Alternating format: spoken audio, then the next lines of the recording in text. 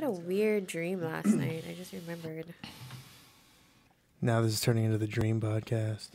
No, we talk about our feelings and dreams. I've been to this place before in my dreams. Like I was actually in some type of Costco, and I guess one of the restaurants that were in there had closed, and they had extra food to just give away. And for some reason, I just took a shit ton of fucking Filipino desserts home. I don't know. And then I woke up to some, which was weird. You woke up to some Filipino desserts? Yeah, like I opened the fridge and there was a shit ton, and I was like, "Where did this come from?" My grandma was like, "Oh, I bought some at Golden Coin." And I was like, "What the fuck?" How do you explain that, Science Man? How do you explain that? What's Coincidence? Going on? Coincidence, but it happens a lot. If my dreams come true somehow. So? No, it's not a coincidence. Seems to happen a lot anyway. Yeah, I mean, our brains are designed for pattern recognition. We see things that aren't there. Yeah.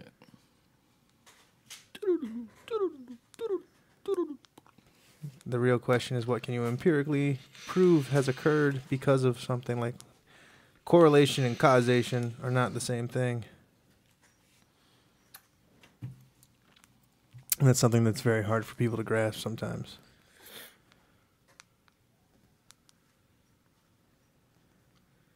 Correlation is not causation. I'm sitting here playing on my phone when we should be recording. I'm almost done with this level, I swear.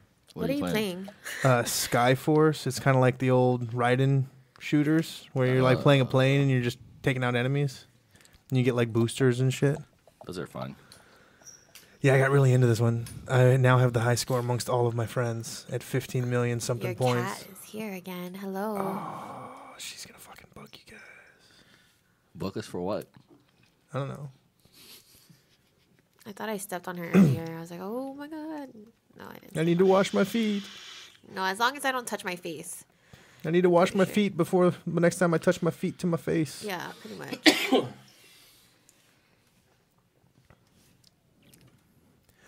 We're having a stare down right now. Oh, you staring down with my cat?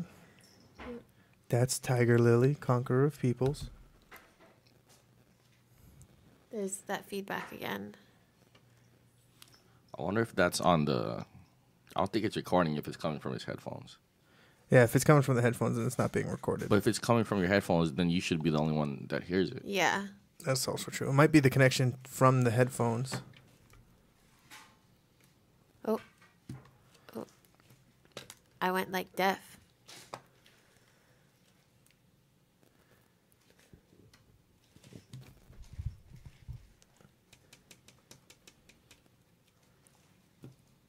Who knows? Okay. It's pretty minor, and if we keep a fairly constant stream of talking, it'll not be picked up or heard. Yeah, it'll be drowned out. Oh. Gee. God, no, not the headphones. That's why I did it away. Oh. Cozy, just grab your head. Lily. Why don't you just grab your touching headphones? those again. Ever. Just get Lily. Clorox wipes. Just set it on fire. Just get Clorox wipes. Just get Clorox wipes and wipe them.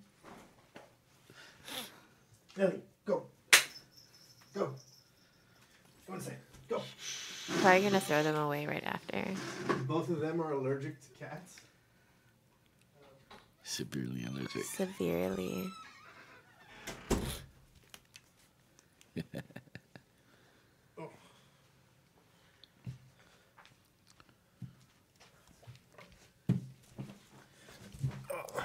Oh my God, Winslow so crazy. What? No, because then he couldn't find his Zans. Don't put this on. He couldn't find his Zans, and then he said, "Oh."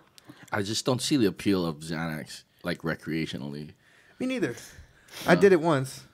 I remember, like, when I was working at B-Dubs. Yeah. Like, we were hanging out afterwards, and I remember going, like they were, like, everyone was, like, talking about doing Xannies and stuff, and I was like, I've never done it. And then you tried it. Yeah, and they're like, well, like, you can have this bar for, like, $40, and, like... Wait, one bar? Yeah, and they were like, yeah, cut it into quarters. Or whatever. I don't remember how much it was, but it was like, yeah, you cut it in quarters and you use it. And I was like, okay. And I just took the whole thing right there in front of him, and everyone's like, damn. And all I just remember like feeling giggly and then wanting to fall asleep. What you did on Xanax? Yeah. Usually I drove you home forget. on Xanax. Usually you forget. I drove home, and all I was giggly, and I was like, I'm starting to get tired, so I should probably go home. Yeah, and then I went home, and I fell asleep. Just make you sleepy, right? Yeah. My friend uses it for our Windsor. Maybe it was $20 for a full bar. That's crazy. Yeah, whatever it was, they told me like, yeah, you see how there's 3 lines in it? You break it into quarters, and you take a quarter of it at a time. And I was like, okay, sure. And then I just ate the whole thing. Yeah. Oh. Yeah, I don't. They do pills. They pop it. I just know I passed the fuck out.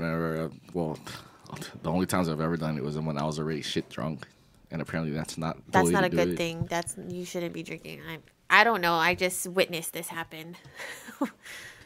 It's a big thing. I mean, I know a lot of people that do it. Yeah. You know, I just Yeah. don't. See the reason to. I don't have a reason to do it either. That's why when they tell me, I don't know I'm what just the like, appeal is.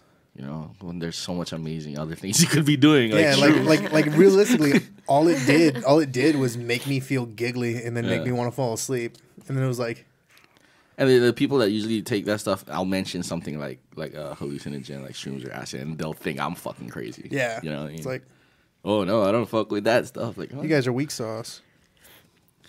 What are we gonna talk about today, guys? I don't know. I have no I have idea. no idea I've been so either. disconnected from like the outside world because all I've You've been just doing. reading. I've just been reading and playing video games.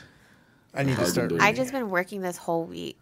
Yeah. Like I had my last day at Moby on Thursday, and then I started AT&T on Friday and Saturday, and then I just been fucking working.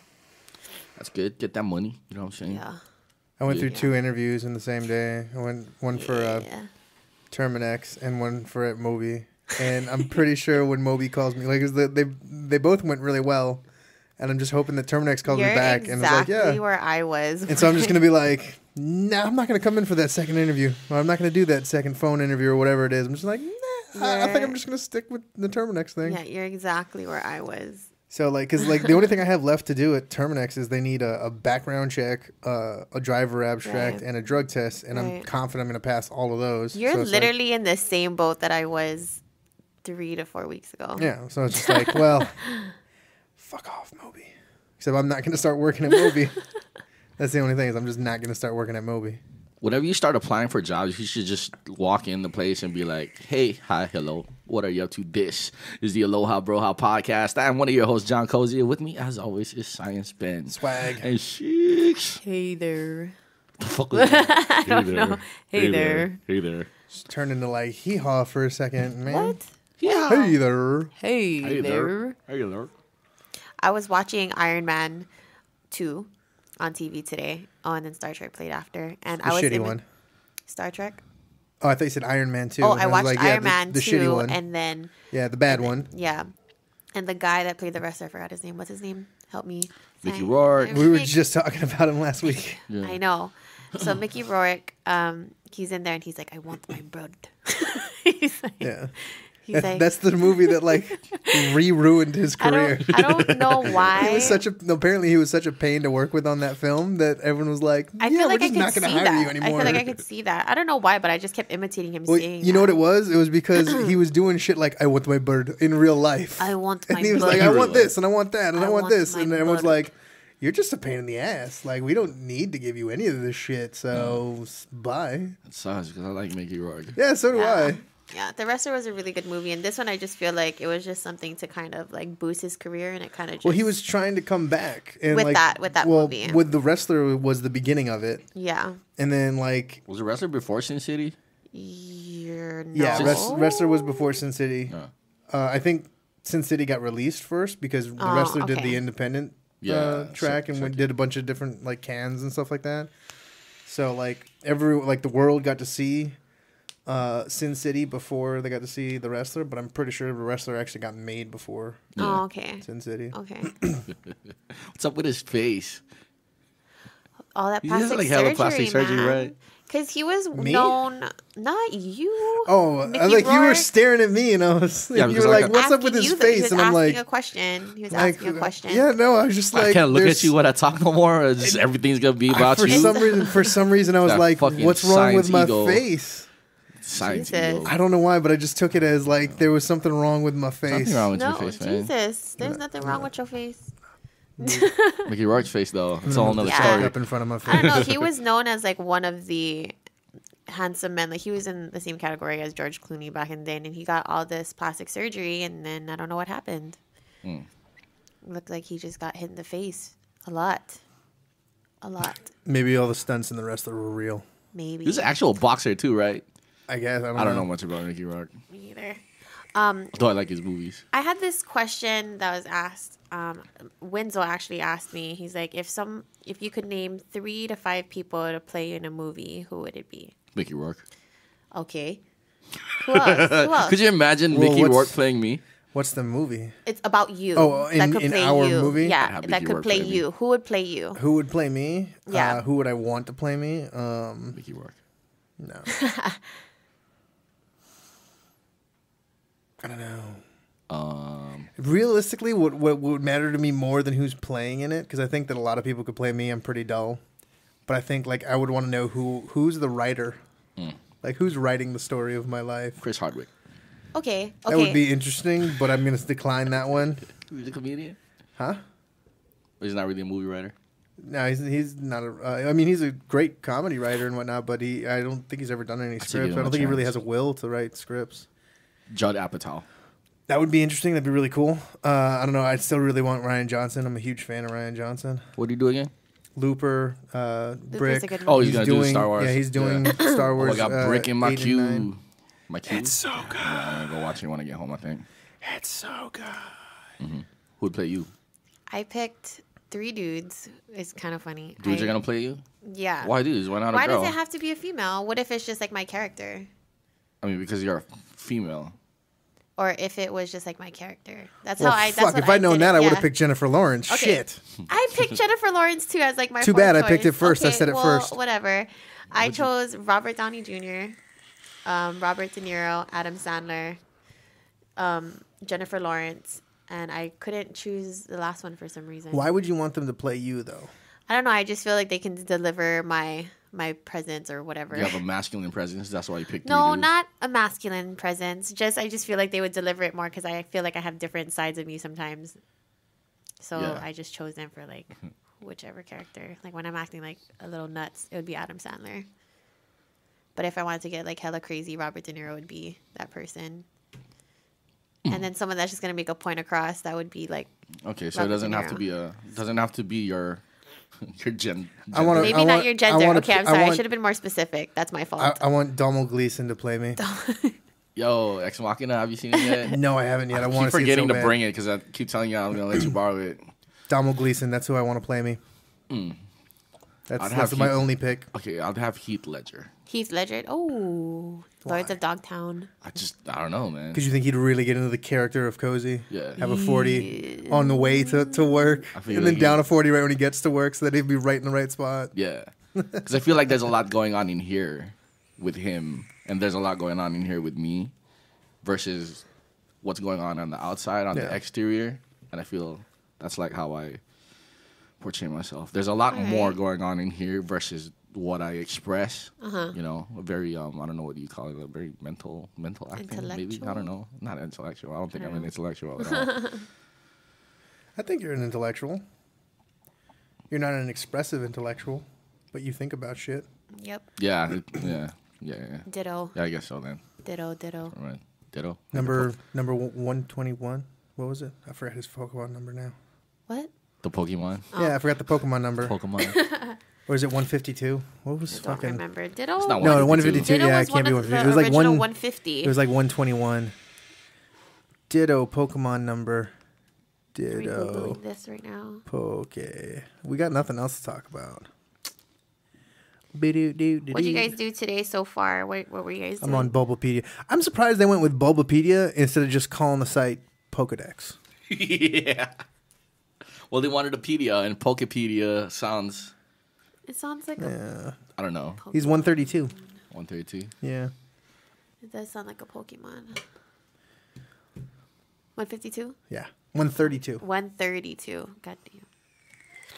I didn't do much today. 152 technically is glitch. The glitch Pokemon. Yeah, the glitch Pokemon. What was it? Missing No.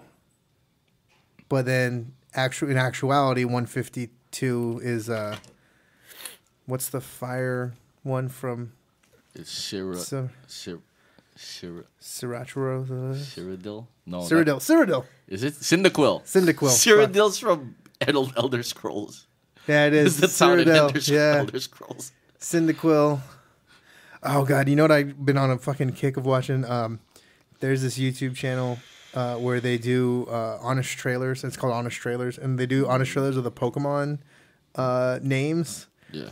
And the Pokemon games. So it's like the first one is like red and blue, and then the second one's when they do silver and gold, and they go through like 4 or 5 of the generations of the Pokemon games. Mm-hmm. And he renames all of the Pokemon, but he says it in that like honest trailer's voice. So he's like, "We're gonna name all the Pokemon right now," and he just goes through and he starts naming them and whatnot. And I just remember like he like when they do Charizard, it's like Smaug. It's like so like what does Rapidash evolve into? I don't remember. So the other fire horse one, the evolved fire horse one, is like, "This horse is on fire." And then Moltres was, "This bird is on fire." Yeah. Man. It was so good. What was the first Pokemon games you played? Have you Red played and Blue. Were you? God. Did you play any? I was a red person. Barely. I never did blue. No. I never played the original I ones. used my friend's Game Boy because I never had one, so I used my friend's one. I played Silver obsessively. Yeah, I played red, and then I got yellow when it came out. Yeah. And then my Game Boy got stolen in middle school. Oh, and then fuckers. when Gold and Silver came out, I bought Silver and Tron bought Gold. Yeah. And we fucking went running through that shit. We were like Yeah. competing to see like who could get to the Elite Four first and shit. Yeah, I just remember at the end of that game, when you beat the Elite Four at the end of that, it opens up the fucking original region. Yeah. Johto? Yeah. Wait. Kanto. Kanto, yeah. Kanto. Because you're in Johto. Dang. I remember having a Game Boy Color and then the little worm light. You remember the little worm light? So you could play in the dark. You know what I'm saying? Little LED light that attaches to your Game Boy and play under the covers and all that shit. Game Boy Advance. Oh my god. I almost bought, because I have the 3DS and I'm not using it, I almost bought the newest generation of Pokemon. Yeah. And then like I thought back about it because I remember I downloaded an emulator and I started playing one of the other, like I don't know if it was Pearl or whatever it was. I started playing one of the other more recent ones that I hadn't played. Yeah.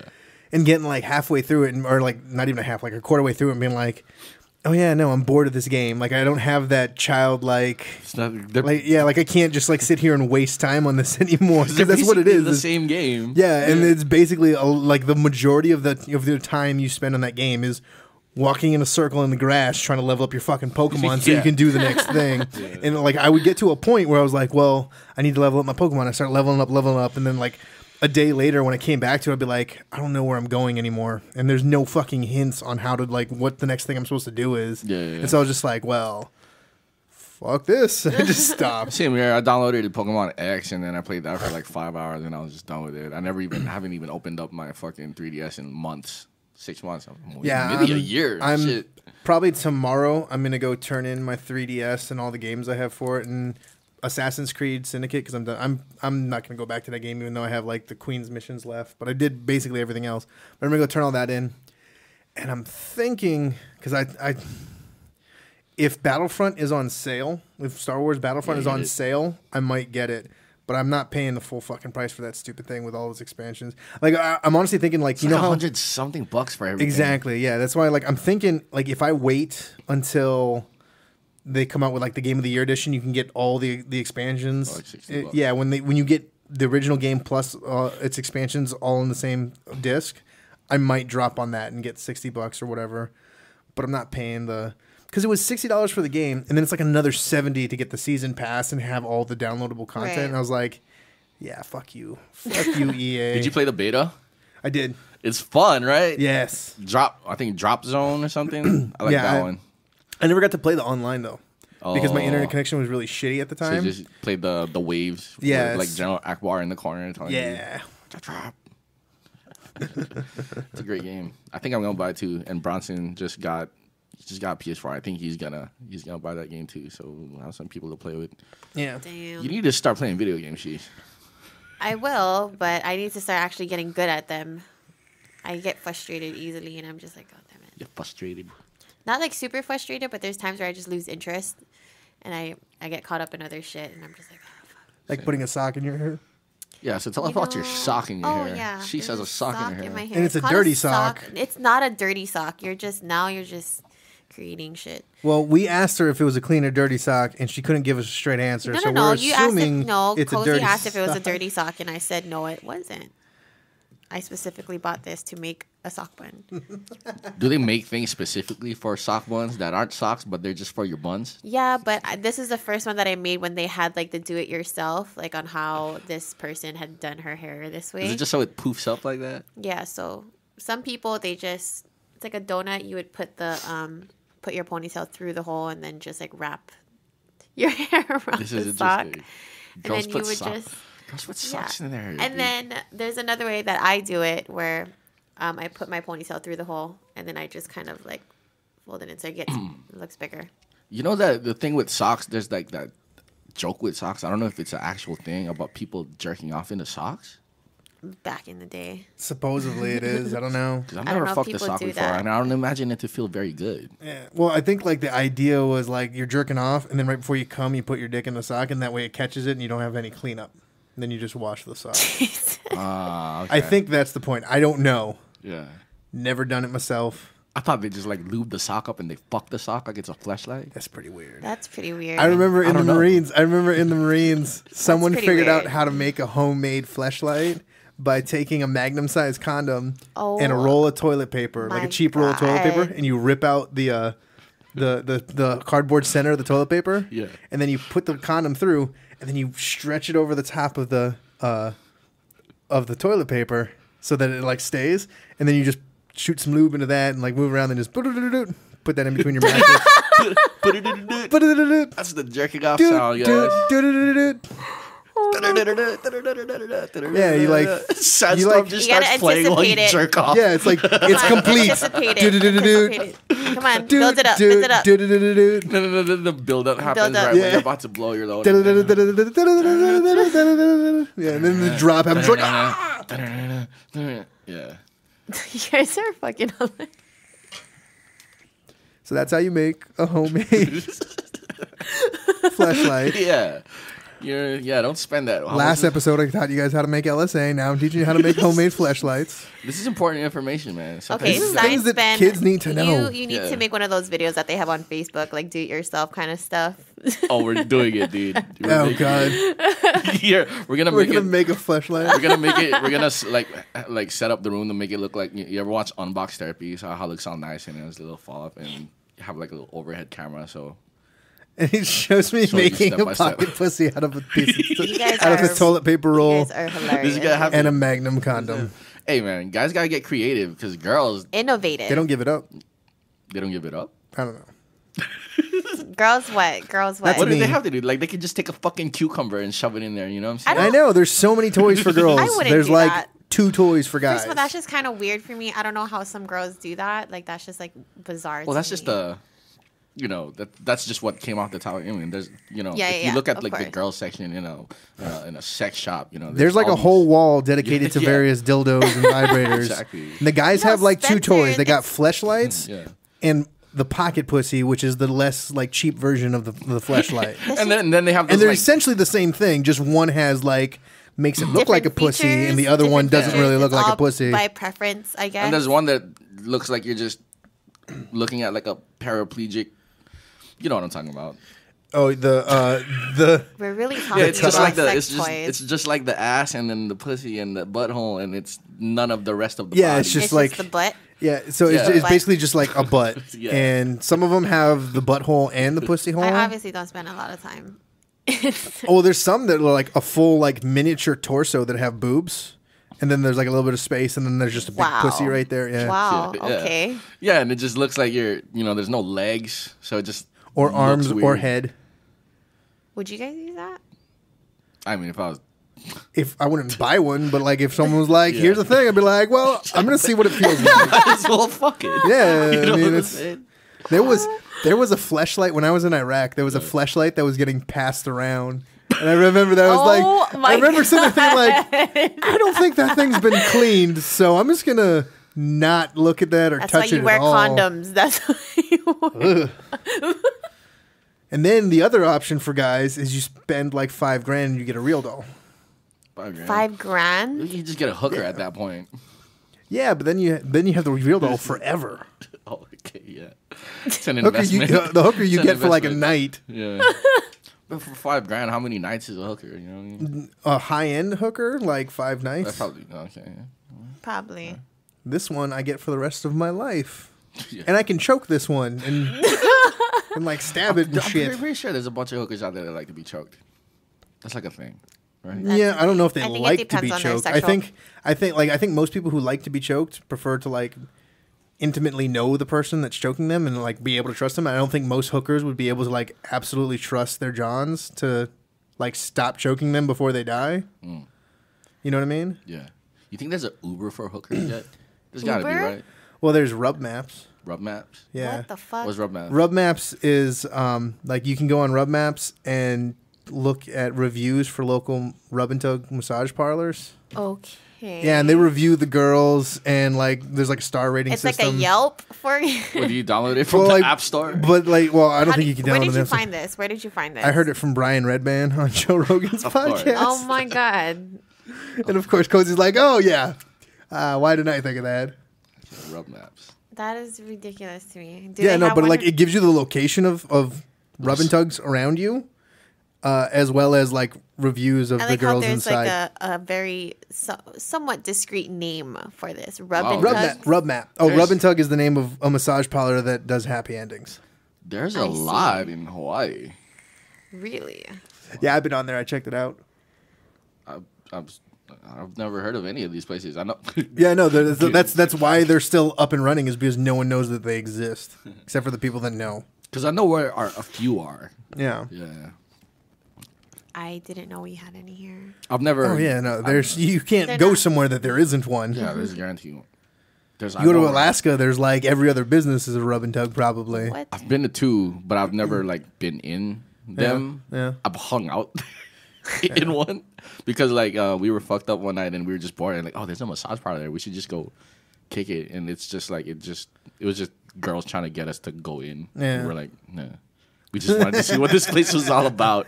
You Was know that what I mean? by Ward? behind Femme New? No, it was Ward. Oh. Right across Sports. Because there's another buy me drinking bar like that too. It wasn't No, really a I've drinky never- bar. It I was remember- I remember, okay, so I've never paid for sex, but I remember like when I was in 29 Palms in the Mojave Desert there in California, there's a ton of them out there, and people, like, it's known that Marines just go to rub and tugs and whatnot. Yeah. And I remember like going to a massage parlor and being like, because I heard that this one was not a rub and tug, and I was like, I just want like a regular massage because it was like an hour massage for $50, and it was a great fucking massage. And I was like, yeah. So like I went there like every week and like dropped $50 and got like a regular massage. And it's people like- were like, "You getting fucking?" And I'm like, "No, it's just a massage." Oh, so they can. There's those services too. Like you don't have to fuck them or get a blowjob or hand job or they can Theoretically, yeah. Theoretically, I mean, that's what Just keeps them massage somewhat legit. Is like they actually do massages. Just, did they go to school for that? I have no idea. Like, but did the lady They that probably get brought here, and then they're like, That's Oh yeah, and work yeah. off your bill for coming here. Yeah, when I went, they were all like they all had accents. Yeah. like all of the girls. There was like one white girl, and like the rest of the girls were like I don't know, like Chinese or something. You know? The white girl was probably really old. No, she's actually pretty hot. Oh. She was on her phone. It wasn't like a drinky bar. It was like there's like a lounge Yeah. and a TV, Uh-huh. and it was like really just dimly lit. what? The mama-san was kind of the lady that was trying to get me to come inside was kind of Super old. She was pushy. like a older Asian lady. Yeah. but she's kind of hot. Oh, yeah, because she gets paid based off of how many people get serviced. Yeah. Anyway. I'm just like hearing this, and I'm kind of like, oh wow, I did not know that. I did not know Your that. mind's blown that people pay for sex. No, not that. Like I wasn't aware that Hawaii had that market. Like I just really didn't. Really? Yeah. I mean, tourism. I mean, If there are Obviously. men who You know have penises, there are places where they can get paid to have sex. No, I mean I just didn't know how. What is that word I'm looking for? Like I knew, like obviously what you guys said. No matter what, there's gonna be some everywhere, but I didn't know how active it was. it just hasn't reached me, obviously. Well, yeah, because you're not going out looking for massage and to get your dick sucked. Oh, sorry. It's all good. I'm just hitting everybody. Oh, that makes me wonder now. Are there places for women to go to get serviced? Not that I know of. I don't think most women would want to. So I don't think the market is there enough to make the business viable. But I mean, like, you do see the reverse massage porn where it's like a chick escorts. getting but you do see like the reverse massage porn where there's a dude massaging a chick and she ends up getting fucked. Yeah. You see that porn. So I mean, I just don't think like a business could sustain itself with a storefront trying to solely go for female clientele. It's hurting myself. I'm sorry. Hurting yourself? Yeah, She's like kicking the chair table. and shit. Okay. I whacked my foot and I was like, ow. So, what did you do this week besides work? I went to go see Above and Beyond on Friday. Yeah. It was pretty fun. I saw everybody's Snapchats. Sold out crowd. It was fucking packed in there. It was packed, yeah. And it was a And good the time. sound was shitty. The what? The sound in Republic is shitty. Was it? Yeah, it is. It's not a very acoustically pleasing venue. I think it depends where you stand. Yeah, that's not good. Not for a fucking music venue to be like, oh yeah, if you're like right in front of the stage, it sounds great. But if you're back by the bar, it sounds like shit. Well, I usually like to park myself right where the sound guy is. Yeah. That's where he mixes from. Like, that's my strategy. Yeah, but again, you're also sitting there. You're there for the show, watching that stuff happen. And if you're there to like hear the music and hear it with fidelity and whatnot, like that Republic is not a great fucking venue for that. I don't know, all the concerts I've been, well, not all of them, but most of the concerts I've been to sounded incredible. Like, I saw Atmosphere I saw Atmosphere perform there, and it was like, I don't know if it's because Slug's like such a dope MC that the way he raps, he sounds like his CD. But it sounded like I was listening to a CD when I saw Atmosphere perform. It was clear. Same thing with Nas. When Nas performed there, it was fucking incredible. Like, you could hear every, some places like, let's say like Next Door. I've done a lot of shows there. I performed on that stage. And I've been to a lot of shows there. That's not the best place acoustically. It's got this high ceiling. It's fucking tough. Best sounding venue, though, that I've ever been to and worked at was the venue. The venue. Do you remember the venue? Yeah. That was a great place. That was like the best sounding. I like the sound that comes out of Hawaiian Brian's. Now. Yeah. Like, I went to the comedy show there when Ron Funches performed. I was like, oh, this sounds amazing. Before, it was not my favorite place. Well, they've put a lot of work and money into. Yeah, it sounds Crossroads incredible Studio now and because I've whatnot. done a lot of shows there. Right. I've like DJ'd there too, and it was like, it was like meh. But now it sounds great. Dragon has really bad sound. Yeah, when you got people fiddling with the fucking cable all the time. Just to get it to work. It's not during a good. performance. It's like either there was one time where they're like, "Cheeks, you got a rubber band," and I'm like, "Really?" I just think a lot of like venues in Hawaii, that's not their priority. Oh yeah. Like live sound. When it should Well, be. yeah, Because the they thing turn is- into because that's what you're doing. But that's the thing is, everywhere in Hawaii, well, not everywhere, but most places, even the good ones, like their priority isn't the sound. Their priority is bar sales because that's where they make money. They don't make money off your tickets. Yeah. They make a little I feel tiny like bit it of money. goes What they hand in really make hand money as off of well. is Like the if you beer want sales. people to stay, you would want the sound to be good, right? Yeah. Yeah, it goes Yeah. hand in hand. It's like a snowball effect. Well, the thing is, like, you need the sound to be a certain level, and anything above that is just you're wasting money. Yeah. And so it's like they get to that point, and they're just like, well, people are showing up, so this is it. And they're just like, fuck it. Like, Hawaii, very specifically, part of the reason why so many artists get frustrated and leave is because, like, it's not friendly towards the artists. It's friendly towards the owners. And so, they don't do a whole lot to, like, make sure your show goes good. They're just like, if you get people through the door, you can play here. Right. Because they just care about the bar sales. Okay. There's only a few venues that are like, yeah, we want to actually throw a good show. Yeah. We need more venues like that, definitely. Yes. For sure. Because that kind of discourages me, even as a performer. Like, if the sound shit, I'm like, what the fuck am I doing this? Are these people even hearing me? Yeah. Like, if you have to question whether these people can hear you or not, Or understand what the fuck or you're understand saying, what the yeah. fuck you're Right. saying, then it's just like, what the fuck? It's kind of weird. I think if they're gonna ask you to perform at a venue, or if a venue is asking you to perform, I think their top priority is just like, okay, they should at least do their part in their production of it. But the fact that they're not doing that. Majority of places don't care. That's why they don't do a lot of live shows. That's why, like, DJ business, like, if you're a decent DJ, you can be playing like M and all this other bullshit, because it's like, we don't care as long as people are coming in and buying drinks. Right. There's so many clubs that it's like, it's a status thing to be there and to buy drinks there, so they jack up prices on everything, because it's like, oh, if you can afford to be here, you're in the in crowd or whatever. And that's like what Hawaii is filled with. That's why, like, the good venues, they come and go, because, like, you have some, like, the venue was a great venue, and then it's like gone because they can't sustain, because they're trying to provide a good show, but it's not like a status thing to be there. Yeah, they try to make it like a status thing to be there, and now they turned it into, because that's where they make money. 1144, like, they had it made me so sad when 1144 opened, and the stage where I spent a lot of time, like, performing on there. I even worked there at one point. I did the sound over there, and then they got bought out, and they renovated it, and they turned the stage into this fucking gay ass gazebo looking thing with like satin. Yeah, it was curtains. A VIP room. It was a VIP. They turned the stage into a VIP area, and it was like, what the? Yeah, fuck? they tried to make a high end status hangout bar / club in Chinatown, and they couldn't pull it off, and so now 1144 is gone now. Yeah, I don't think anything's there yet, right? Yeah, we did a couple comedy shows there too. Yeah. What? When it was still the venue? No, at when it was 1144. Oh, what was that?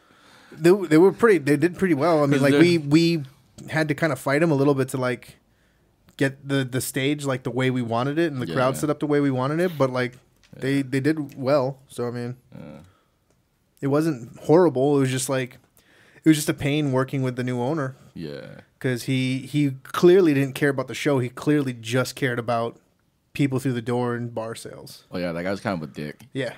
I did a art thing there. Yeah. And he was, like, really tough to work with. They're pissed off at the music I was playing. What? Yeah. It was weird. I just don't understand how some people just do that. You know what I mean? If you're I feel like reputation should also be a big thing. Well, because it's a different mindset. They're not True. coming in here being like, we true. want to put on good shows. They're coming in going, we want to make money. Yeah. I just think, like, when you're saying that, like, just laziness, just checking off everything on your list, and you're just like, oh, I really don't care about this. All I care about is just making money. Well, like I said, yeah, like, I mean, like, I understand why they're that way, because, like the guy who bought the venue and turned it into 1144, like, he made a substantial investment, and he wanted to get a return on his investment. So I understand why he wanted to do it, but I'm just saying, like, that doesn't help the creative types that are here in Hawaii, because that's the thing, is, like, it's such a substantial investment to try and make a venue here in Hawaii. It's almost impossible for them to not go after money. And so the actual creative and the art side of performance and whatnot suffers, because they need to make their investment back. They otherwise, if they're not making enough money to keep the club open, then it's not worth it anyway. I guess that goes to show with, like, people that do own businesses like that, you can tell the difference if they had experience as an artist themselves or if they're just there for the business type, when actually they should just be investors rather than the people actually trying to run the show. Yeah. I think that's a hard thing to let go of control of, when it's like, okay, it's I paid a whole bunch of money too, to, like, get this venue going, and this show could ruin my venue if it goes wrong. And so they think they know what they're doing, and they think they know best, because it's an ego thing. It's a power thing. Like, okay, I got the money. Like, I know what I'm talking about. You guys need me. But in reality, it's like, okay, you have the money for it. You have the idea, but you don't know how to do this part. Yeah. The equipment, the sound. I don't know anything about bar sales. Like, I don't know how that works. Like, you know what I mean? You just gotta. That's what a team is supposed to be doing, not by yourself. Mm-hmm. Well, bar sales are important. Oh yeah, of course. But that's not the only thing that you should be thinking about. Well, how it usually works when we would throw shows is, like, you have a bar minimum, right? So you got to make X amount of money, and if you make any money after that, then you get a percentage from the bar sales. Yeah. But still, that's a tough thing to crack too. Yeah. Like, you gotta, like, pack the place usually. Because make sure everybody's drinking. There's some places. And if you where don't meet the bar minimum, then you pay owe the them. difference sometimes. Yeah. Sometimes, usually, I try to go for deals where, like, we don't have to pay the difference. Yeah. Because that's a lot of money. Sometimes, like, upwards of, like, $5,000. Yeah. For a bar minimum, and that's normal. You know what I'm saying? Like I said, like, all the money is in the bar. Yeah. That's why we don't make money on the comedy shows, is because that's part of the reason why we get to use the venue for free and whatnot, is because we're like, we're not touching the bar. We're just like, they don't touch the door. We don't touch the bar. We put as many people in. They drink as much. We get them to drink as much as they can. We do a good show so people keep coming back and whatnot. Yeah. But like it hurts us because now we're constantly investing more and more money into it. We don't make enough to keep doing the shows without putting more money in. So do you think with all the shows that you have under your belt now, do you think you can actually come up with an agreement with the bar? Or well, that's the thing, is like we don't want to, like, that's the thing, is like if we try and like get some money off of the bar or whatnot, like Hawaiian Brian's has been awesome to us because they've let us. Normally, when you perform at a venue, you put on a show at a venue, you're paying for the space and the time slot, and you're paying for the electricity. So like this all calculates into how much you're paying. Like, you pay the venue to be able to put on your show there. Okay. And then but we don't pay Hawaiian Brian's. They let us perform for free. Okay. They keep 100% of the bar. We keep 100% of the door. And then that's like the deal. And like we don't want it to change. We don't want to start charging people more because we want people to keep being able to afford and keep coming and whatnot. Okay. So like we're trying to find ways. Like, one of the things that's killing us the most is advertising and getting it out to people so that they know that what's happening. And so we're trying to find ways where we can advertise for cheaper. Okay. But still like keep. And then that's the thing, is because we're running the show and Hawaiian Brian's lets us run the show while they just manage the bar stuff. We're able to kind of keep the quality on our shows at this level that we want. And so we're trying to find a way to keep the quality up without charging people too much, and also still like be able to let people know that there's a show coming. Okay, so I think it will get to a certain point where you guys figure out what you guys need to do promotion-wise and all of that. And then it'll get to a point where you guys have an enormous show where you guys are going to get sold out, and eventually you guys have to come to an agreement, because eventually it's just kind of like someone's making more money. Right? But that's the thing, is we're not doing. Well, that's the thing, is though, is like we've said it over and over. Like, we're not making these shows to make money. That's not a priority. Yeah, it's more about the connections, right? Yeah, we're there to make sure that the artist that we're bringing down has a good time. Okay. So that way they'll keep coming to us, because before we started doing it, there was like the independent comedians who were so big they could do a show on their own. They would come down. And then every once in a while, there'd be a little show here and there. Some like little no-name comedian would get brought down, and you'd go to the room and it'd be like half full and whatnot because it wasn't getting promoted or whatever happened. Like, every once in a while, there would be a smaller comedian that would have like a full room and whatnot. But for the most part, like, comedians did not come here. And then Republic started bringing people down, and we started bringing people down, and a couple other people had some other connections that they were bringing down and whatnot. And now we have a comedy show basically every month. That's good, though. So, I mean, like, that's what our goal was to build the scene so that the comedians had something to work towards, like being on these shows and whatnot. And we also get to see quality, like see what a really good high-end comedian can do and how he gets up and does his stuff. Because that's like inspires comedians to keep on working harder and whatnot. That's good. That's good. I was just like saying, like, if you were ever thinking about that later. Yeah, well, that's the thing, is like we've thought about it and thought about it and thought about it, and we've talked about it a whole bunch of different ways. And right now, we can't find a way that we would be able to maintain the quality and still be able to make money off to really make money off of it. So, like, for the meantime, it's like, well, we're still working our day jobs and we're doing this on the side. Okay. Yeah. Please come to our shows. Right, and they're good shows. They are. Yeah. Like, we bring down the people that we love, and so like as comedians sitting there being like, you really need to listen to this guy. Right. You're gonna come down and see someone and be like, holy shit, he was right. Yeah, and it's a snowball effect because people trust each other's critiques. Yeah. Couldn't find the word. Word of mouth. Yep. I wonder if hip hop in Hawaii is gonna have a resurgence like that. I believe this year is going to be pretty big for Hawaii hip hop. I think a lot of things are just happening. A lot of things are just elevating. In my perspective, you know, we got Cavett doing his thing with Light Sleepers, just kind of everybody's kind of interested in what's happening next. And then I think he's just focused on his shop. Yeah, but that's like also elevating it too. And he's been kind of dropping hints as well with other things like production or, you know, on Facebook. Like he might bring back his radio show. Yeah, like that, you know. Speaking of good year, bad year, like 2015 apparently was the first year in a while that no one successfully summited Everest.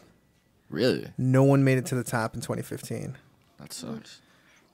I think 2015 for me personally was a good balance between good and bad. Like it kind of just went hand in hand with each other for me. So it was a weird year. It was. Yeah, it was like for me at least. It just seemed like so much weird shit happened in 2015. Ditto. Did a lot of good shit though. Like there's a lot of good shit. Yes. That's what I meant there about was, balance. Yeah, there was a lot of good shit. There was enough bad shit that it sticks in your mind, but then there was just like weird shit that fucking happened in fucking 2015 What's too. so weird about it? Well, like, okay, so like first of all, who would have ever fucking guessed that Trump would fucking skyrocket the way he did? That is true. And then, and then like sticking with politics here, because that's one of the things that I followed the most during last year. Right at the end of last year, you could clearly see the Democratic National Committee like kind of turning on Bernie Sanders. And there was this huge outcry, and like the lady that was running the DNC is now like being replaced and shit because there was favoritism being played between Clinton and Sanders and whatnot. Right. Like there's a lot like that doesn't fucking happen. I think like there's I feel like there's an actual real chance that Bernie Sanders could be the Democratic nominee. He better be because I'm gonna vote for him. Exactly. Yeah, I want to too. I want to so bad too. I registered as a Democrat so I could vote in the primary. But I got out major here. trust issues. Yeah. I got major trust issues. The stuff that he's addressing that he's gonna do, I'm just like, if I vote for you, you better do this. Like this is like this a is mutual, the thing. like the thing to remember is like don't expect it all to happen instantly. Oh yeah. It's not gonna happen instantly, Yeah, and he can only have like an 8-year span of doing it max. Yeah. So we'll see what he does. Yeah, it's going to be a few years before actual change starts happening. Just because once he's in there, he has to do everything. Keep working. He has to keep working to get the other people like the Republicans in Congress and whatnot to cooperate. Right. And basically like, getting situated. Yeah, like I think what's going to happen is if he gets elected, which I hope he does. There's going to be 2 years of him trying to do stuff and it getting shut down, and he's going to come out and complain to the people. Right. And he'd be like, these senators and these congressmen are doing this, and they're blocking all of my attempts to do this. And then those people are going to ended up getting voted out 2 years later in the congressional and Senate thing. And he's going to get reelected. Yeah, well, I mean, it's only 2 years into his thing. Yeah. So the congressmen and the senators who are fucking shit up, they're going to get voted out, and newer people who are more cooperative or more willing to work and like come to find good compromise and whatnot are going to be voted in, and then we're going to start seeing change start to happen. Right. And then if things keep going well, then hopefully he gets reelected for a second term, and then that's when he just like goes balls to the wall because it's like now I don't have to worry about reelection. I'm just going to just go straight for it. Yeah, just right. Which I think barrel through. I hope, I pray that will happen because we need some type of change right now. Agreed. Not some, a lot. Yeah. A lot of change. Well, things are starting to turn up. Like they're starting to come up. I mean, we can see quite specifically that there like a lot of the policies that Obama was putting in are starting to have an effect. Like the economy is slowly starting to come back and all this stuff. And it's fairly clear that it's because of some of it. Like, I mean, don't get me wrong, I don't like a lot of what Obama did when he was in, but I mean, like, we can clearly see that the conservative route was not working, and this seems to be helping. So, and it's going to get twisted and said all this stuff, and people are going to say that nothing that Obama did anything, or they're going to say it had all this negative effect. But like, we can see that like there's there's a lot of people hiring right now, which 2 years prior to this, like no one was fucking hiring. No one. Like, there's so many people fucking hiring right now, and like not asking for crazy fucking qualifications and whatnot. There's actual like work out there for people to go do and stuff. Right. So I mean, like, I can see that there was an upturn in things that are happening. I feel that in general too. Why I'm saying this, I feel like a lot of people this year that I know are working on a lot of things for themselves this year, and I'm just kind of excited for everybody. In general, I'm just really excited. I feel like I surrounded myself with people that are just kind of grinding, and it's kind of motivating. I'm like, shit. That's what you got to do, especially if you want to do stuff too. You got to surround yourself with people that motivate you as well. Yeah, you can't have people bringing you down. A lot of things happened in 2015 that kind of just woke me up, really. as an adult. Yeah, like what? I don't know. I think 2015, there's a lot of distractions for me, and I wasn't focused on a lot of things, and then things happened. Lost a few family members, and it was just kind of like, all right, okay, I kind of realized I have to start planning out at least 5 years ahead, especially for me because I'm a mom, so I have to think about what am I gonna do. So I have goals about moving to my own spot and all of that stuff, and where I'm really investing my other time with. And I think as a single parent too, not necessarily losing the time of doing your hobbies, more just like of what you like to do and what you enjoy spending your time with. So, I'm working. I stopped working at the school. I sacrificed that stability of having a Monday to Friday job, having the weekends off, to having a random schedule, which kind of works out better. And I'm willing to do that for more money to invest. Like, why would I work 2 jobs if I can just work one? Just thinking smarter, not harder, making it easier on myself. It's something that's better for my daughter too. So it's just kind of like, and then everybody's also working on doing other things too, where it's just, I feel like grown shit. Doing grown I shit? hate it, man. I hate it so much. My sister, she was actually just texting me. She was like, man, she's a freshman in college. She's in Arizona, and she has one sister, my stepsister. She graduated high school. She went to college. She's traveled abroad. She studied abroad. She's done many, many things. And I'm the complete opposite, where I had moved in with my boyfriend right after high school. I had a kid, and she sees the struggles that I went through. And then I became a single mom, which I chose to do on my own. I literally changed my life, and she sees that. So she was literally texting us today, like, I don't know what to do. I feel like I need more money. What should I do? And we told her, apply at your school. Find some jobs around you. And she's like, oh, I don't have a car. And I'm like, hey man, you gotta do what you gotta do. You can't be picky. You wanna have spending money when you wanna go out, you gotta work. And I told her, I was like, just try not to rely on other people. That's one thing you don't want to do. So it's just, she has really good guidance on her shoulders with that. Cool. What are you doing this year?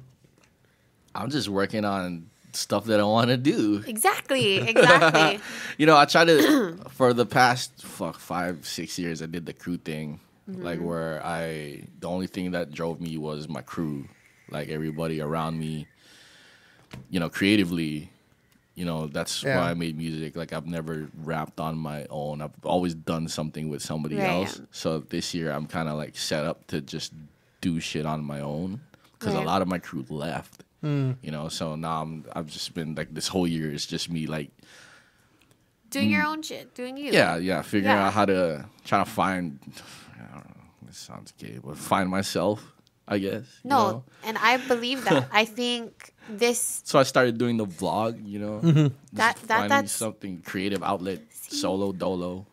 That's exactly what I'm talking about. Sorry, I get antsy when I think about this because when I'm at the studio with like Connor, Winslow, them, we pull up your vlog and we talk about how this is what they need as well. Like you're doing a lot of things, you're doing your own thing, and that's inspiring other people. They're like, shit, I should be doing that too. And really? Yeah, because why don't they? I don't know. Maybe they haven't figured out a way to do it, or they don't want to do it yet. It's all based off comfort. And Cozy doing his vlog and having that backstage footage. People don't see that because literally, there's people out there, especially MCs that I hang out with, including myself, not an MC, but I watch a lot of hip hop stuff. Like I watch a lot of social experiment stuff, like a lot of things behind the scenes. And the different people in an artist's posse or whatever, they're just crew. And I'm just like, see, there's nothing here in Hawaii kind of like elevating that. Like nobody knows about things unless you really, really dig deep. Because I'll ask some of my friends on the East Coast, like, oh, have you heard of any artists in Hawaii? They're like, no, I looked it up and there's like 2 radio stations, and like that's the first thing they think of is the radio stations. I'm like, first of all, you can't be looking at the radio stations.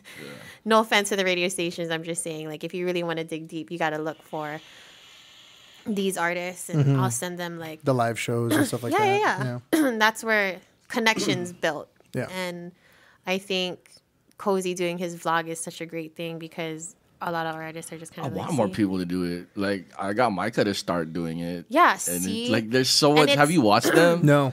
Dude, because he just you get to see all this dope art, all this graffiti that gets put up in the spots that he goes to, and it's like the most fascinating thing. And like people don't see that side of Hawaii, and I They think people don't. should. Exactly. So I think that everybody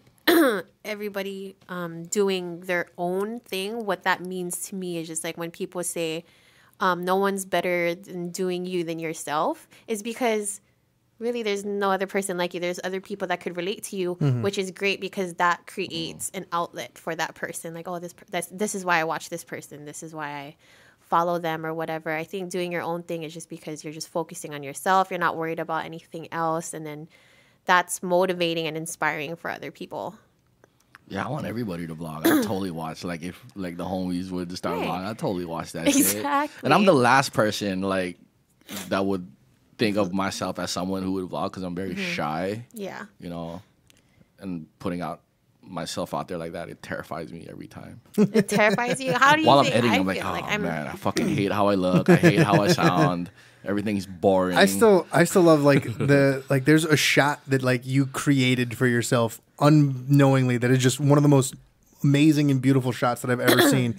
And it's like right when the first thing you do when you wake up and you go and you shoot yourself is you're still in the dark and you just hold the camera in front of you and then you like mess with the blinds and then the light just comes streaming in and it's just like this spotlight on your face and you just start talking and it's such a beautiful shot. I gotta use that one. It's so amazing. And he does it, he did it regularly for a while where he's just like in the dark, he's like, oh, I need light. And then it just shines perfectly right on his face and it's the most like I can't describe it other than just a beautiful shot. It's so raw, and that's what it is too. Like the fact that it's just so. Doing that more. Yeah, I guess that's my signature. Really being yourself. That's why I tell people all the time, like, don't be worried about other people. Don't be worried about that. Just whatever, because people are gonna see you for you, no matter what. Yeah. No matter what you say, no matter what you do, people are gonna take it in differently. Like you gotta stop worrying about that shit. You know what I mean? Mm-hmm. Especially people that are writing and they rap, and sometimes like they're afraid to sing or try it. I'm just like, it doesn't matter. Someone out there is going to like it. If this is something for you, this is something just for you. It shouldn't matter. Someone out there is going to bite. There's no way. Everybody has a common ground. And that's what people seem to forget. Mm-hmm. That's why I'm intimidated with I need to write more. Like, yeah, how's that going? Did you meet up with Juan? Yes, I did. From Aloha Hype, we had a lot to talk about what's going on. We just caught up with each other. I actually... finished the first script. I don't know what you would actually call it. Script? I guess the questions that I would ask. Oh, I broke it down in the segments and then like what questions I would ask in there, how the show is kind of going so that he knows what's coming up. I have to forward it to him and you, and I'm just kind of like, I'm trying to reorganize everything because I have to ask him a lot of other questions I didn't even get to ask. But that's definitely starting sometime soon, and I'm kind of intimidated because it's kind of just like a leap into something I've never done before. It's scary, but I'm not that scared at the same time. You gotta throw the baby in the water. What? You gotta throw the baby in the water. Let it swim. You know, when I said that, I was kind of scared because I was like, shit, I really have to end up. It's life. You can't always be holding somebody's hand. I like being scared. That's why I do so much different things. Like if something like, oh, I wonder if I could do that. Oh, okay, I'll just do it. Let's try it. What's the harm in trying? Let's try it. What's the harm in trying? What is the worst thing that you can do? Have it suck and people hate it. Well, then find out that it's illegal and get arrested and spend life in prison. Oh yeah. I think people should always take risks. I'm way more responsible now than I was ever in my life, probably. I mean, I was responsible, of course, because I'm a mom, but there's just some things that like, first of all, working out. I was the laziest person in high school. Asked my PE teacher. I never ran. I never dressed out. A lot of things are changing, I guess, because I started experiencing things like, man. First time I ever smoked weed was because I didn't dress out. Just a couple I didn't dress out, and you didn't have to walk the field. Yeah. We had to walk the field, and I don't know why they made us walk the field. But then one guy was just like, "Hey man, you want to go burn?" I was like, "I've never done." Oh, okay, yeah. So we went behind that fucking, was it I building or something on the side? First time I ever got high. At school. At school, yeah. I'm really excited for everybody. I'm excited to see you doing your thing with the comedy shows, and I promise that I'll make it out to that more. I know I've only been to one, but, support. That means a lot just by just showing up or buying a ticket and not showing up. It doesn't matter. Cozy, I'm excited to see what you're doing with your independent work and all of that, where everything else is going. I'm excited for everybody. I was just actually talking to Decibel Grand.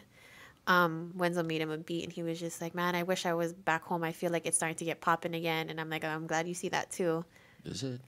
Maybe I'm not out that much. I just don't feel it. You're just reading. Popping. That's why. You're reading something. Just like been hibernating in my room. I've been sleeping way too much. No, sleep is always good. I'm going to try and write a full script, like a full-length, you should do a feature-length script. I got to, like this week. I had an idea. Like I was lying in bed a couple nights ago, and I was watching that show, Making a Murderer on Netflix. I heard about that. So amazing. Enlighten me, please. Such a good show. I'll talk about it after this, but basically I was lying in bed, and I was watching that show, and then, like, I had this idea for, like a fictionalized version of that show, but with a lot different going on. Okay. So basically, what happens in the show is this guy Steve Avery. He lives in this town in Wisconsin, and he's from a pretty poor family. They own like this large lot, and they're like junkyard people, and they're like junk cars and stuff like that, and that's how they basically maintain their money and pay for stuff. And he gets in trouble. He gets in a bunch of like minor trouble, like some drinking stuff, and but nothing like violent. No violent crimes or whatnot. Okay. But he ended up pissing off his cousin, and his cousin was dating a cop, and so the cop got pissed at him. And then at some point, this woman got raped and beaten almost to death. Not that far from where, I mean, it was a pretty good distance, but it still fell into that county's jurisdiction. Okay. And the cops started going after Steve Avery. Okay. And they ignored evidence, and they were just didn't. Yeah, him. they didn't quite set him up per se, but they definitely did. If they did any more detailed work and investigation into it, they would have seen that he clearly wasn't, like, he had a perfect alibi. Like, it was very clear that he didn't do this thing, but they just didn't pursue it enough. They were just like, we're going after him. We have just enough evidence to incriminate him, and he went to prison for it. Right. So he spent 18 years in prison before new DNA evidence came out that showed that he couldn't possibly have been the person to rape them. Right. To rape the woman. So he gets released after 18 years of being in prison. I would be so pissed. I wonder how that works. Well, this is the thing is, there was a whole thing that got built up around it, and like organizations like the Innocence Project got built up and whatnot. And so they decided that they're going, and he was like, you know what, I need to sue the sheriff's department in the county for this. So they started suing the county for it, and a whole bunch of new evidence started coming up. Like another county called their county and said, "Hey, we have a guy in custody right now that says that he raped someone in your guys' county, and what do you want us to do with this?" And when like we're going to be arresting him, but like, do you want to like bring your charges on him too? And they're like, "Okay, we'll get back to you." And then they just like there was no record of that call or nothing like that until they started to sue the county sheriff, and so they needed to made evidence of that call like 8 years later or whatever, like forever later, like so many years later after the whole thing happened. They like made the little note to make it look like they actually investigated it and did stuff into it, and there was clearly that they just did not investigate this at all and were just pinning it all on Steve Avery. And so in the middle of him suing them, right when they start deposing the police officers and the sheriffs that were involved with the incident, like 3 days after that, this woman goes missing, and they find her car precariously on his land, on his property, and then they find bone fragments and stuff in the burn pit around his area. And in a few other places. Totally set up. What the fuck? Oh yeah, no, it's like looking back now at all the evidence and how they went about getting all this stuff, it's clear that he is completely set up. Right. Like they found blood, his blood in her car, but like it wasn't from. It was it looked like it was painted on there with like a fucking Q-tip and shit. And so there's so much that went into it. So while he's in prison or in jail waiting to be tried and whatnot, he settles the lawsuit out of court for like $400,000, which he like was not. It's not worth 18 years. Yeah, but he needed money to pay for to pay for his defense in this new thing that was happening. Right. So he pays two of the state's top lawyers. And they come in and they start doing all their investigation into all of this. Like 3 months after he's been in jail waiting for trial, they pull his nephew out of school and start interrogating him. And his nephew's like a special needs kid. And they basically is that illegal? Isn't that illegal? Yes, that's totally illegal. Yeah, it is. But that's the thing is they still did it, and they basically coerced a confession out of him that wasn't true, and they used that against him. So now he's is arrested and in jail. Like again, so Steve Avery is still currently in jail for a crime that he didn't commit, a second crime that he didn't commit. Okay, free Steve. His nephew is in jail for a crime that they didn't commit either. Yeah, like they're in jail right now. They've been in jail since like 2005 or whenever this was. Yeah, they're still in jail. Fuck? Okay, I'm watching this show. Yeah, no, you got to see this show. I'm watching it. Got me. All right, so, don't tell me anymore. I'm gonna watch it. It's I'm gonna be texting so you. incredible. What the fuck? Like, okay, like I got to tell you this. One of the most shocking things is one of the things that was question that everyone was like, well, how did his blood get in the car? Like, how did they have his DNA in the car? And so one of his lawyers is going around looking. They want to see the evidence from Steve Avery's first arrest. Right. And so they're pulling out this evidence, and they find a styrofoam container that the seal has been broken and taped over with Scotch tape. And so, and like they're filming the whole thing. They're like, this is happening right now. And they open it up, and there's a vial of Steve Avery's blood from '85 when he was arrested the first time. And there's a clear hole in the cap where a needle went in and withdrew some blood. Yeah. Okay, the seal has been tampered. Stop it. So much shit. It's just like... Spoilers. Stop. There's so much shit where it's like... No, you're the how worst is this at guy? spoilers. Stop But this thing... No. It's not spoilers if it really happened. You can look right now.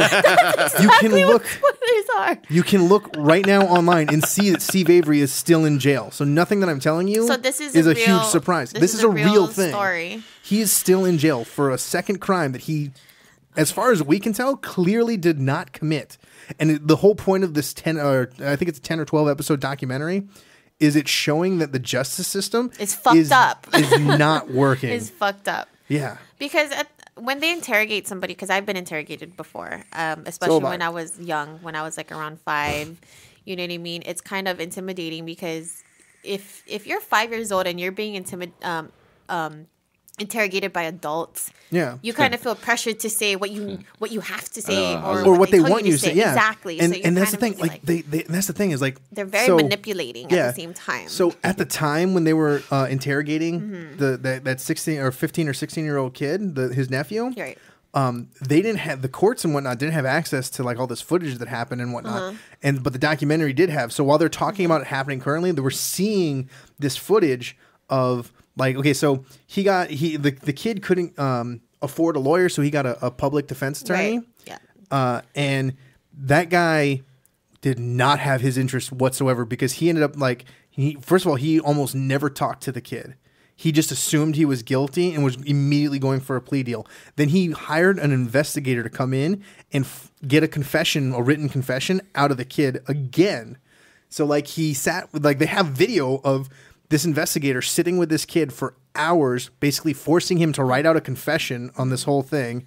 And then you can hear as soon as he's like, okay, we're done here. And they're taking the kid away. He doesn't stop the camera. And he's like, hey, and he calls the lawyer. He's like, hey, I got it. Do you want me to hand it over to you? Or should I just call the special investigators that are doing this stuff? It just seemed like such an easy job because they took advantage of the fact that he was a special. And you can see that because it takes hours for them to get the confession out because he doesn't want to say these things because they're not true. And as soon as they're not around, he's saying they're not true. They made me say it. But nobody's listening to him because they have this written document and they have this video of him saying these things. What it is about interrogating is they have to be very specific about what they say. Yeah, and it's clear. So one of the things that that the investigators had that nobody else knew yet was that they're pretty sure they had evidence to suggest that the woman that disappeared was shot in the head. Okay. Nobody knew this stuff. And so they sat for almost like an hour asking this kid, what happened? What happened? What happened? No, okay, we want to know what happened to her head. What happened to her head? What happened to her head? What happened to her head? Based off the information that they already had. Yeah, based off the evidence that they collected. And so you can see that for like an hour, they're leading this kid, trying to get, and he's sitting here, and he's thinking like, if I say the right thing, I get to go back to school. And so he's like trying to come up with like what could have happened to her head. That will make them let me go. And so, like the first thing that he ends up saying, he's like, "We cut her hair." I don't know, and then like he goes through like all these different things, right. And then eventually he admits to like stabbing and stuff like that, in which there's no evidence to suggest stabbing at all. And then finally, towards the end of the interrogation, after asking this kid over and over, trying to get him to say "shot her in the head," one of the other officers, you can hear it on the tape, goes, We know one of you shot her in the head. Who did it? Say that you shot her in the head. And he's like, oh, we shot her in the head. Like, they completely let him on. And it's completely coerced. It's so fucking heartbreaking and horrible. Kind of crazy. Enough. It's so bad. Watch it. It's fucking, like, you're not going to be able to Cards? stop. Do you watch yes, House I love of House of Cards? Cards. Oh, what? Love that show. We That just show's become amazing. like best. Oh, okay. I told you I didn't finish the second season. I know there's a lot right now. There's just that. Do you watch House of Cards? Nope. You should. It's amazing. I tried it. So good. You tried? I tried. But I'll try again. I mean, I was distracted at the time. Oh. So. Like you should watch it. You should watch it sure. at least the first season. I like how he talks to the camera. Yeah. You should watch the first season because there's this great cinematic moment in the first season, specific like the whole show. Like if you're not riveted by the story, which is what got me originally interested in it, there's a cinematic moment that happens, I think, in the second to last episode of the first season, where he's worried about what the outcome of something is going to be. So he's like in a church, all by himself, and like he goes and he's talking to God. And so there's this point where like I interpreted this whole thing coming out of it, where he's sitting in front of this thing, in front of the like stand, and he's like praying, and he like looks up, and the camera's now above him. So he's talking to the camera again, but it's insinuating that he's talking to God, but he's still talking to us. And so there's this whole insinuation. Like then I went back and watched the whole series after that, and I was like, there's this whole insinuation through this whole thing that we are God. And then there's another point where he looks down like he's talking to the devil, and he's continuing to talk to us. Yeah. And so it's like there's this insinuation that we are both God and the devil, and that this whole time he's doing all this stuff in spite and for us. Crazy. Like it's this incredible cinematic, like the way that they shot it just makes it feel like, oh, the audience is God and the devil in this whole thing. And at the same time, when we're watching this thing play through. When he's talking to the camera, he kind of educates us on what he's doing and why he has to do it. Like it's a really good show. Check it out. And it has to do all with politics and favors. There's a British version. That's probably too. why I didn't like latch on to it, because politics just. Well, there's a British version too. It touches base on it, but more on his character and what he has to do in order to keep his status or to elevate more and to promote himself and all of that, and what he does. He basically does favors for other people so that they have to repay him to get what he wants. Oh, okay. He's playing a super long game where the goal, like him winning is him being president. Yeah. And he's just playing the long game, and we're getting to see the steps he's taking to force the fact that he's going to be president instead of actually like running and trying to win. Yeah. He's going to make it happen that he becomes president. And then there's people that kind of catch on to what the fuck he's doing, and then like what he does to them, and how like blackmail, everything is in there. That all the shit goes down. All the shit goes down. Murder. Yep. Oh, like the fucking reporter. Oh my god! Spoilers. That's such a great scene. That part I was like, episode 1, season 2. Literally. The first episode of the second season. Not huge spoilers because you don't know which reporter, but there is a reporter, and it's not the one you're gonna think it is. Is gonna get it. Yeah. Well, that narrows it down for me. Yeah. It's just fucking crazy. There's several reporters. There's several reporters that are all there. So there's one that starts to pick up on it, and she gets a couple other reporters in on it, and they're like, oh. Holy shit, like there's some crazy fucking shit happening. And when shit happens. And then like one of the reporters gets killed or dies, and it looks like a suicide. Like, oh my god, there's so much shit that goes into it, dude. I'll check it out. It's intense. Why are you waving at me? It's such a great show. It's such a great show because like I've been meaning to watch the British version that it's based off of. And I'm not even gonna lie, his wife, their relationship is very, very, very interesting because at the end of the day, they still support each other no matter how much they ruin each other's image or whatever it is. They at the end of the day, they're still like, that's my wife, that's my husband. I'm just like, yeah, it's essentially two super sociopaths. Check it out. Going through it, trying to achieve the goal of world domination. Maybe right after I finish the first season of Mad Men. I've been watching Mad Men. That's like what I've been on right now. Mad Men? Yeah. Oh man, I'm waiting for the last 7. I'm waiting for the last 7 to It's show up on fascinating. Netflix. I love that show so much. I really hope that Sons of Anarchy comes back with the Mayan chapter. I think it's in the works. I'm pretty sure like that's the thing that's what they happening said. already. FX said that, and I think I'm just excited to see that drama again. Yeah. But this time it's gonna be with Mexicans, so it's gonna be a little bit more crazy. Speaking of Mexicans, I heard El Chapo got caught. Yep, he did. Really? Yeah. That's news. Yeah. El Chapo. Wonder how long he's going to stay locked up this time. Yeah. By the way, the game and Skrillex, I lost the that game. song is actually. Did you hear it, Cozy? Yeah, I like that song. Yep. I lost the game. Oh, Damn it, I lost the game. What? What's going on? Anyway, What the fuck is so going on? do you really want me to explain the game again to you? Yeah, because I thought you were already playing, right? She is. She just forgot. So What? she's winning. Oh, okay. What game? You are now playing the game. You cannot win the game. You can only lose the game. You lose the game whenever you think about the game. Once you've lost the game, you have to announce out loud, I lost the Okay. game, at which point you have 30 minutes to think about the game without losing the game. The point of the game is to get everyone in the world playing the game. Welcome to the game. So you're not in the game again. What? This is where you say, I lost the game. Because you thought about the game. If you think about the game, you have to say But that you guys you didn't lose think the about the game. game too. Yeah, but we have 30 minutes to think about it. And we just both said I lost the game, so we have 30 minutes to think about the game without losing the game. I don't know what the game is though. You are now playing the game. You cannot win the What game. You can game? only lose the game. What the fuck is going on? Once you've Explaining lost the the game, rules. you are now playing the game. You cannot win the game. You can only lose the game. Once you've lost the game, you have to announce out loud, I lost the game. At which point you have 30 minutes to think about the game without playing or without losing the game. The point of the game is to get everyone in the world playing the game. Welcome to the game. So you're now playing a game. This is where you say I lost the I game. lost the game. Yeah. Okay, now 30 Yeah, minutes from 30 now, minutes. you're not going to be thinking about the game. And something something my is going God. to remind you about the game. Like you're going to see the rapper and it's going to say the game and you go, "Oh shit, the game. I lost the game." Okay. Like when you said the game and whatever the other rapper was, I thought of the game. I didn't even think about it until he said that he lost it. So when I he thought of the said- game, so you guys were even talking, and when I said it the first time, like you guys were talking, so I went, "I lost the game," and you guys didn't hear me, and so then I got quiet and I went, Keep up, listeners. Keep up. Keep up. I guarantee Better than I guarantee Somebody out there that's somebody listening to listening, this. somebody listening to us also lost the game. If not, a good majority of our listeners also lost in this game. Guarantee. Post Malone is coming to the Republic. Are you going to see that? He just likes Probably that one not. song. That one song. I like that one part in that one song. Saucin', I'm saucin'. No, That that's not part. even the part I like. When I started balling, I was young. That's the only part I really care for.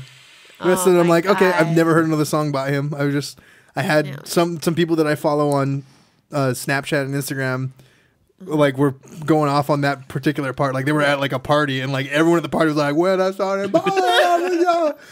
Like That throw, happens all the everyone was time. throwing up their hands and shit, and I was like, "That looks funny." And so like I listened to the song, and I was like, "Well, I like that part. That part's fun." But like it only happens twice in the whole song, and after a while, it just wasn't worth hook. listening to the song anymore. Bridge, hook, whatever. Yeah. Yep. Anyway, watch some shit, create some shit, do some shit. Get Yeah, up man. and So you do say you're what gonna you want to do. Write a script. Yeah. Well, I mean, I have part of my problem is with writing is like I can sit there and like I'll get this idea and I'll start like the word bubble and whatnot, and then a lot of times my idea is like the beginning of my script, and then like I start trying to like what happens is I'll start writing a little bit of it, and then I'll end up going, oh, you know what? If for me to make this fully fleshed out and detailed, I need to like figure out this stuff, and then like I get trapped in all these other detail things, and then I end up like not writing it. But And that's that the whole. happens That's why it so takes much. so long to write Yeah. something. Why don't you just skip Well- the bubble part and just write the dialogue? Just Yeah, no, write it. that's what I'm going to try and do with this idea that I had that was Who, what, loosely where, based when, off why. of making a murderer, is like I'm just gonna write stuff and just see where I go with it. Mm-hmm. Yeah. That's you what should I'm just gonna make try like and do. films like you know how Childish Gambino has those ones on. Like that one that's like clear. Like I'm still convinced that it's his dream. Like he's living, he's walking through a dream. Okay, so if you watch something like that, if you were to make something, I'm pretty sure you would make an outlet for something for people. Because I want to do that too. I want to write a script. I want to make a. You want to write this with me? Written by. I'll explain the point, and then we'll come up with ideas. I think I could be good at like dialogue. We'll try. We'll see what we do. Try, yeah. But I got that. I got a Nothing wrong comic book trying. I got a comic book that I started like 2 years ago. That and again it went nowhere because I just kind of. Oh, Eddie. No, like he inspired me to start working on it, but I never did it. That one was based off of like it was a sci-fi. Oh, I didn't silence my phone. It was based off it was a sci-fi sort of prison break kind of story going on. So I just never got sat down and like I think I went on Celtics and I used their page layout and I did page layout for I think 3 pages of it. I just never like fully started writing and whatnot. Like and I never got past like those first 3 pages for me. Yeah. Cause I started like thinking like, well, where's this gonna go? I don't know. I don't even know what I'm doing with this story. I don't know how this is gonna work. And then like I just kind of stopped. I got overwhelmed and I stopped. Keep writing. Well, see, that's another reason why like I think I might be able to pull off this current story that I'm writing because this current story is sort of a modern mystery noir sort of vibe to it. Like start with the end. No. I'm not gonna do anything quite like that. I'm gonna start with the beginning, but like what I think is gonna make it hopefully a little bit easier to force myself to keep writing is that the character that I'm following doesn't know what's going on. He's trying to figure out what's going on. And so because he doesn't know what's happening and I'm going to be trying to write mostly from his perspective, I'm going to like discover what is going on in this story as he's discovering it. And so it's going to be like, well, I need something to happen here. And I don't know, well, if that happened, that would throw things for a little, okay, well, what if that happens? And then my character would do this and then so on and so forth. I'm going to try and write it that way. Okay. I'm excited. I'm excited as well. Just keep doing it. Wouldn't it be weird if Bill Murray showed up right now? A little bit. Bill Murray. Did you really just look behind your shoulder, look over your shoulder? Okay.